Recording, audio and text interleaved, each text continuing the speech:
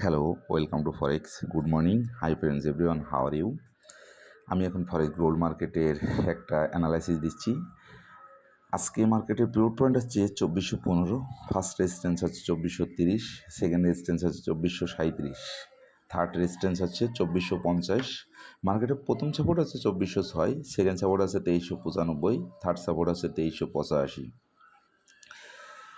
মার্কেটটা আজকে সকাল থেকে পর্যন্ত লো করছে 2419 এবং হাই করছে 2423। মার্কেটটা আজকে বাইতে যাওয়ার সম্ভাবনা আছে, সেক্ষেত্রে আপনারা বাই এন্ট্রি নিতে পারেন 2425। প্রথম টিভি দিবেন 2429, সেকেন্ড টিভি দিবেন 2435, থার্ড টিভি দিবেন 2445, এসএল ব্যবহার করবেন 2410। মার্কেটটা এখন পিভট পয়েন্টের উপরে আছে। যদি মার্কেট পিভট পয়েন্ট ভেঙে নিচে আসে তাহলে আপনারা সেল এন্ট্রি নেবেন 2413, প্রথম টিভি দিবেন 2408, সেকেন্ড টিভি দিবেন 2400, এসএল ব্যবহার করবেন 2420।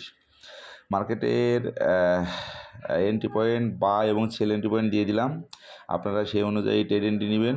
অবশ্যই মানি ম্যানেজমেন্ট ফলো করবেন। মানি ম্যানেজমেন্টের বাইরে কেউ কোনো এন্ট্রি নেবেন না। আর দিনের টার্গেটটা ফিল আপ হয়ে গেলে অবশ্যই ট্রেডটা ক্লোজ করবেন।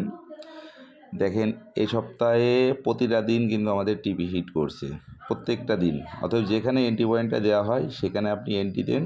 আপনার দিনের টার্গেটটা যেখানে ফিল আপ হয়ে যায়, টিপি আমরা যেখানে দিই না কেন, আপনি আপনার দিনের টার্গেটের প্রতি খেয়াল রেখে আপনি সেখানে টিপি দিয়ে ট্রেডটা ক্লোজ করেন। প্রতিদিন আমাদের কিন্তু টিপি হিট করতেছে, অতএব সে অনুযায়ী আপনারা ট্রেড দিবেন যাতে আপনাদের প্রফিট হয়।